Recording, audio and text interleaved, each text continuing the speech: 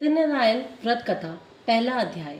एक समय नमेशी नारायण तीर्थ में शौनकादि 88,000 ऋषियों ने श्री सूत जी से पूछा, है प्रभु, इस कलयुग में वेद विद्या रहित मनुष्य को प्रभु भक्ति किस प्रकार मिलेगी तथा उनका उद्धार कैसे होगा।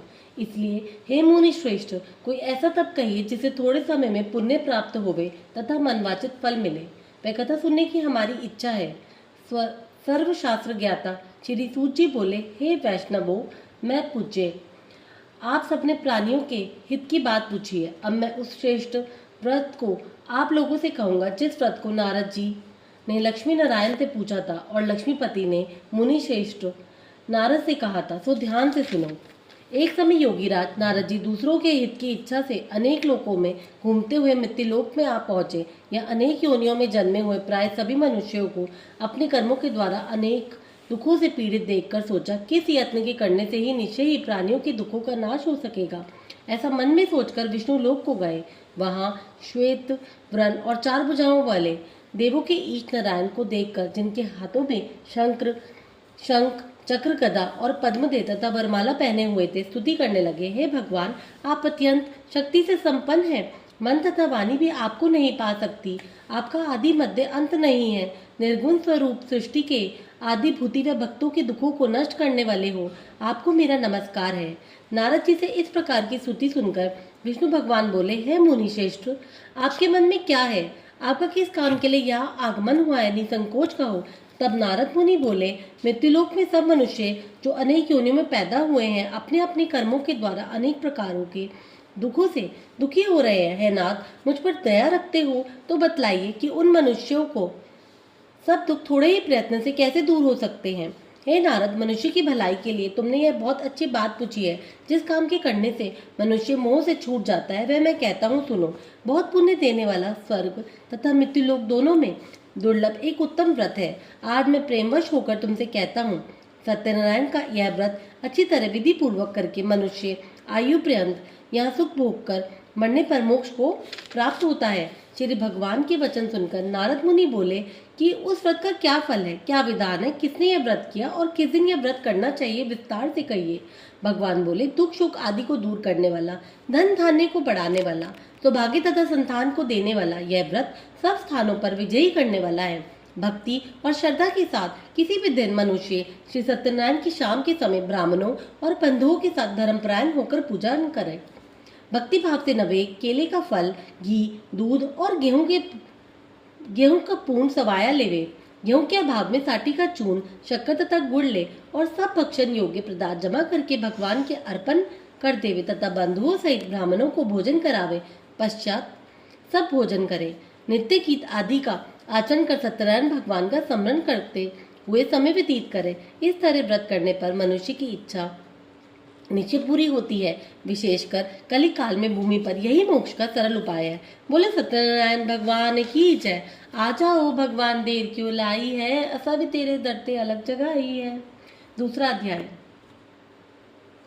सूत जी बोले, हे ऋषियों, जिसने पहले समय में इस व्रत को किया उसका इतिहास कहता हूँ, ध्यान से सुनो। सुंदर काशीपुरी नगरी में एक अत्यंत निर्धन ब्राह्मण रहता था। वह भूख और प्यास से बेचैन हुआ नित्य पृथ्वी पर घूमता था। ब्राह्मणों से प्रेम करने वाले भगवान ने ब्राह्मण को दुखी देखकर बूढ़े ब्राह्मण का रूप धरकर उसके पास आदर के साथ पूछा, हे विप्र, नित्य दुखी हुआ पृथ्वी पर क्यों घूमता है?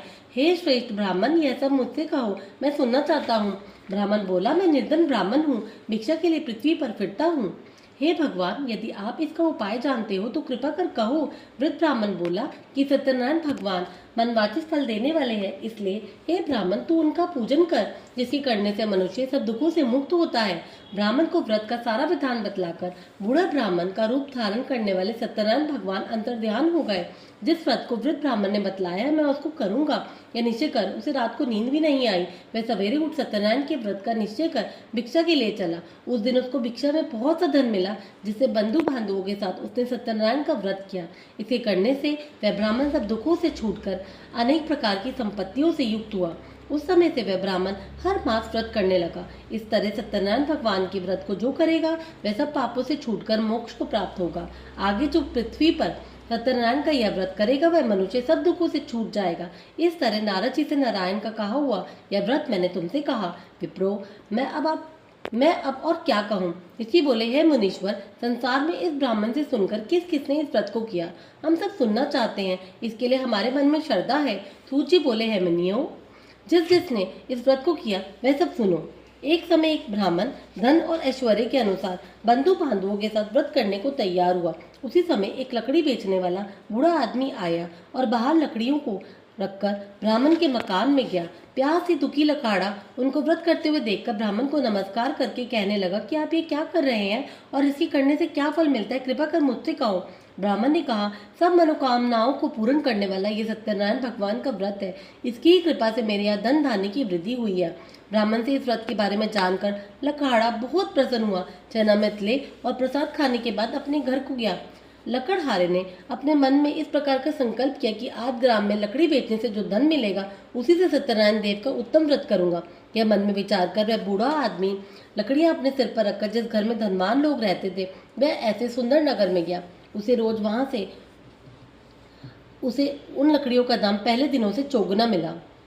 जब वह बूढ़ा लकड़ा दाम ले और अति प्रसन्न हो पक्के केले की फली, शक्कर, घी, दुग्ध, दही और गेहूं का चूर्ण इत्यादि सत्यनारायण भगवान के व्रत की कुल सामग्रियों को लेकर अपने घर गया। फिर उसने अपने भाइयों को बुलाकर विधि के साथ भगवान जी का पूजन और व्रत किया। उस व्रत के प्रभाव से वह बूढ़ा लकड़ा धन पुत्र आदि से युक्त हुआ और संसार के समस्त सुख भोग कर वैकुंठ को चला गया। बोल सत्यनारायण भगवान की जय। तीसरा अध्याय। सूची बोले, हे श्रेष्ठ मुनियों, अब आगे की कथा कहता हूँ, सुनो। पहले समय में उल्कामुख नाम का एक बुद्धिमान राजा था। वह सत्यवक्ता और जितेंद्रिय था। प्रतिदिन देव स्थानों पर जाता था तथा गरीबों को धन देकर उनकी कष्टों को दूर करता था। उसकी पत्नी कमल के समान मुखवाली और सती साध्वी थी।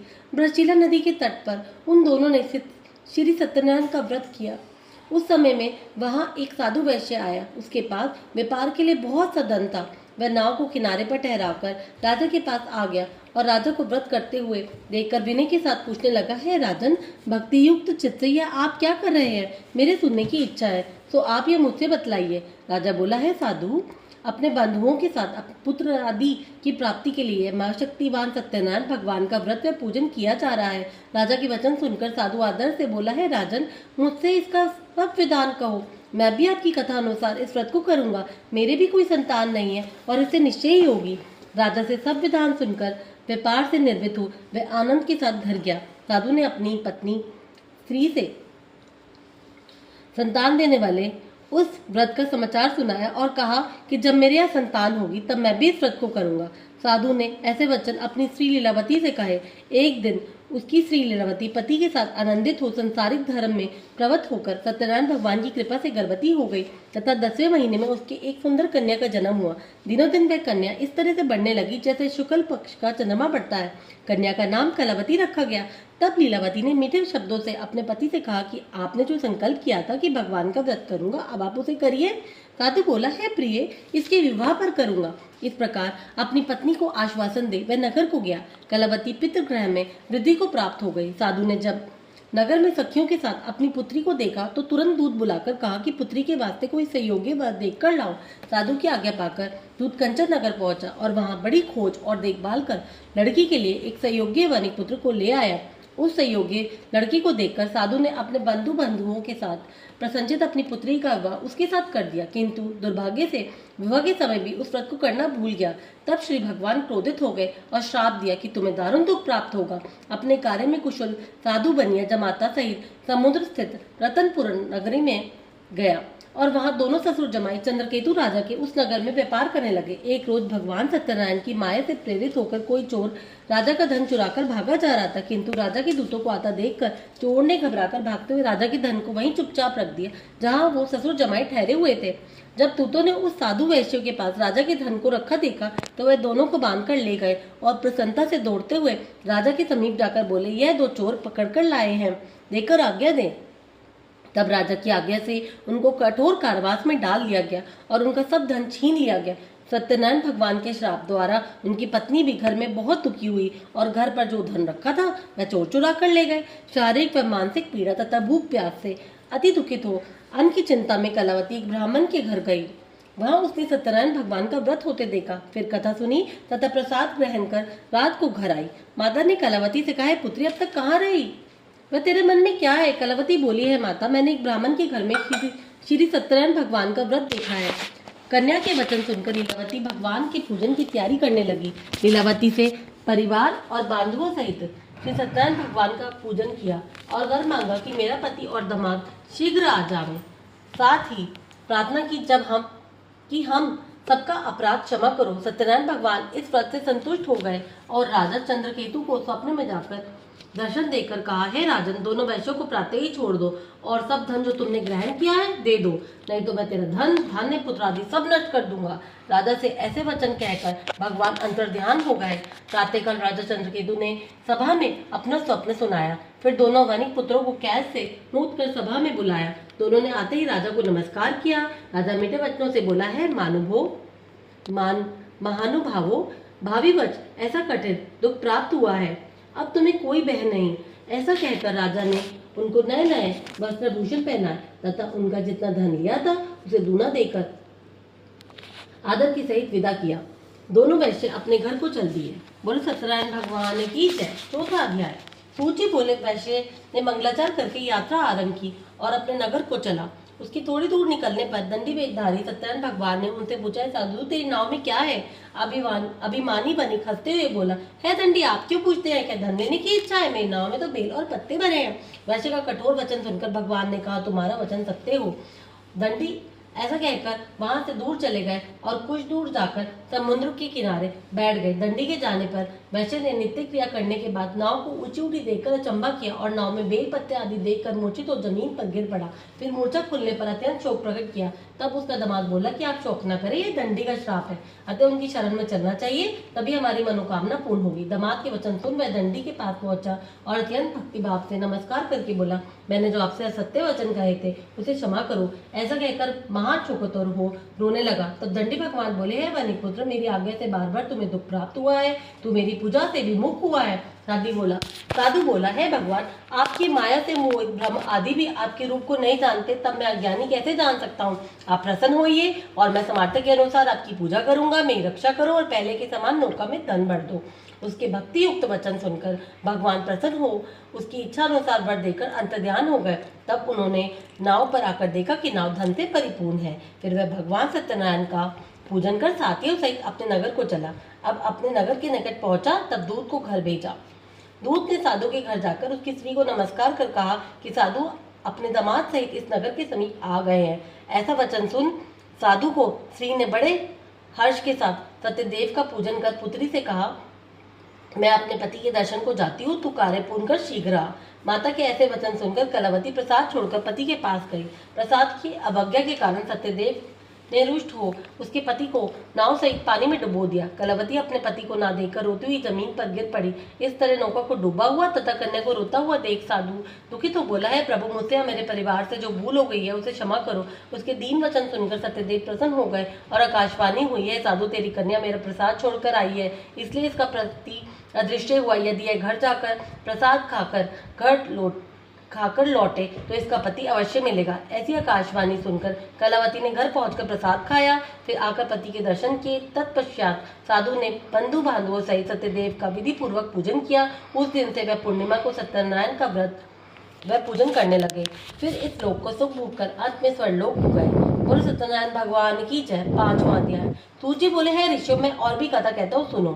प्रजापालन में लिंग तुगध्वज नाम का एक राजा था। उसने भी भगवान का प्रसाद त्याग कर बहुत दुख पाया। एक समय वन में जाकर वन्य पशुओं को मारकर पड़ के पेड़ के नीचे आया। वहां उसने ग्वालों को भक्ति भाव से बांधुओं सहित सत्यनारायण का पूजन करते देखा। राजा देखकर भी अभिमानवश वहां नहीं गया और न ही नमस्कार ही किया। जब ग्वालों ने भगवान का प्रसाद उसके सामने रखा तो वह प्रसाद को त्याग कर अपनी सुंदर नगरी को चला। वहीं उसने अपना सब कुछ नष्ट पाया तो वह जान गई यह सब भगवान ने ही किया है। तब वह विश्वास कर ग्वालों के समीप गया और विधि पूर्वक पूजन कर प्रसाद खाया तो सत्यदेव की कृपा से पहले जैसा था वैसा ही हो गया। फिर दीर्घकाल तक सुख भोग कर मरने पर परलोक हो गया। जो मनुष्य इस परम दुर्लभ व्रत को करेगा भगवान की कृपा से उसे धन धान्य की प्राप्ति होगी। निर्धन धनी और बंदी बंधन से मुक्त होकर निर्भय हो जाता है। संतानहीनों को संतान की प्राप्ति होता है। दादा सब मनोरथ पूर्ण होकर अंत में बैकुंठ धाम को जाता है। जिन्होंने पहले इस व्रत को किया, अब मैं उनके दूसरे जन्म की कथा कहती हूँ। वह शंतानंद ब्राह्मण ने सुदामा का जन्म लेकर मोक्ष को पाया। उल्का मुख नाम का राजा दशरथ होकर बैकुंठ को प्राप्त हुआ। साधु नाम के वैश्य ने मोरध्वज बनकर अपने पुत्र को आरे से चीरकर मोक्ष को प्राप्त किया। महाराज तुगध्वज ने स्वयं होकर भगवान में भक्ति युक्त कर्म कर मोक्ष प्राप्त किया। बोलो सत्यनारायण भगवान की जय। आरती श्री सत्यनारायण जी की। ओम जय लक्ष्मी रमना स्वामी, जय लक्ष्मी रमना सत्यनारायण स्वामी, जनपातक हरना। ओम जय लक्ष्मी रमना। रत्न जड़ित सिंहासन अद्भुत छवि राजे, नारद करत निरंजन घंटा ध्वनि बाजे। ओम जय लक्ष्मी रमना। प्रगट भय कलिकारण द्विज को दर्श दियो, बूढ़ा ब्राह्मण बन के कंचन महल कियो। ओम जय लक्ष्मी रमना। दुर्बल भील कराल जिन पर कृपा करी, चंद्रचूड़ एक राजा जिनकी विपति हरी। ओम जय लक्ष्मी रमना।